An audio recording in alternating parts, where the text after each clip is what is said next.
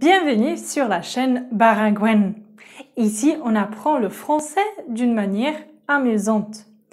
Aujourd'hui, on regarde le deuxième épisode de la série Vocabulaire sur les vacances et les voyages. Aujourd'hui, dans le deuxième épisode, on regarde les types d'hébergement. On y va?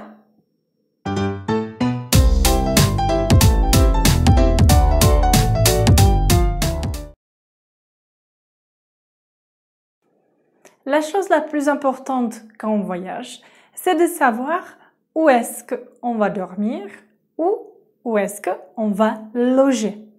Regardons ensemble les types d'hébergement en français. Le premier, c'est un hôtel. Ensuite, surtout pour les jeunes ou les étudiants, ils logent souvent dans des auberges de jeunesse. Dans les auberges de jeunesse, c'est des chambres partagées souvent et tu peux rencontrer plein de monde. Ensuite, on peut être par exemple logé dans un chalet. Des chalets sont souvent à la montagne, par exemple même en hiver, quand on va skier, on réserve et on loue un chalet à la montagne.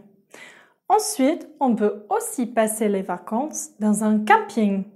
Dans un camping, on peut dormir dans une tente, on peut dormir dans un mobil-home ou d'autres types d'hébergement que le camping propose. Ensuite, un autre type d'hébergement, c'est un gîte.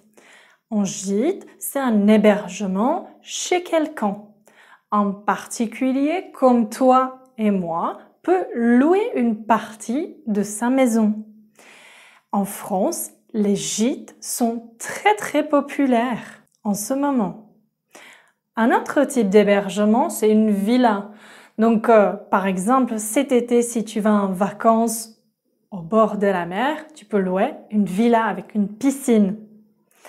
Ensuite, qu'est-ce qu'on peut faire d'autre? On peut rester dans une chambre, dans une maison d'hôte, ce qui est à peu près la même chose que des gîtes. Ensuite, on peut louer un appartement ou un Airbnb ou même une maison. Maintenant, ce qui marche beaucoup en France, c'est des hébergements insolites, c'est-à-dire des hébergements qui sont en dehors de la ville et dans la nature. Donc, si tu veux un hébergement insolite, qu'est-ce que tu peux choisir? Par exemple, une tente, une cabane dans les arbres, une yourte ou par exemple un dôme.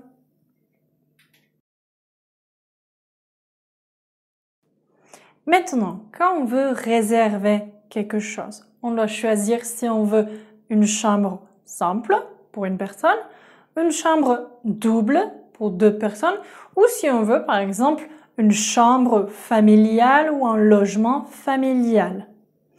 Qu'est-ce qu'on doit faire ensuite? On peut choisir si on veut une chambre avec une vue sur la mer, par exemple, une vue sur un lac, une vue sur le jardin, par exemple.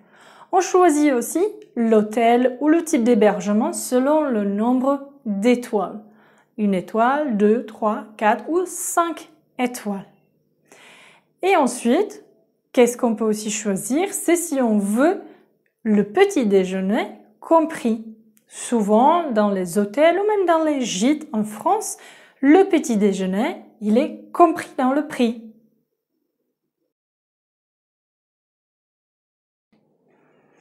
À l'arrivée, on arrive dans l'hôtel ou le gîte, etc. et on va à la réception. La personne qui travaille à la réception s'appelle une ou un réceptionniste.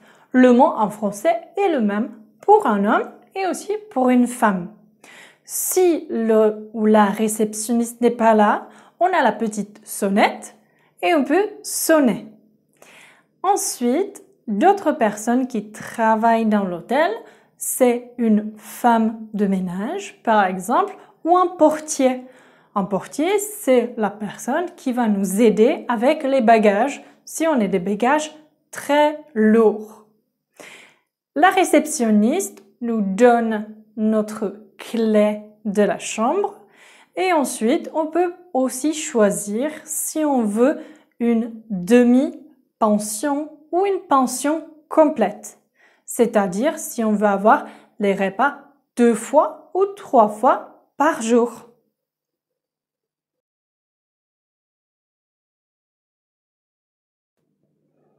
Et maintenant, on arrive dans la chambre. Qu'est-ce qu'on trouve dans la chambre? On y trouve un lit, ça c'est toujours bien. Ensuite, une table, une chaise. On peut y trouver aussi un mini-bar, donc c'est un petit frigo avec des petits trucs dedans. Ensuite, on y trouve aussi une télé. En français, on peut dire une télévision ou on peut le dire un plus court, ce qui est aussi plus courant, c'est une télé. Sur le lit, on y trouve le linge de lit. On y trouve donc les draps, un oreiller ou une couverture.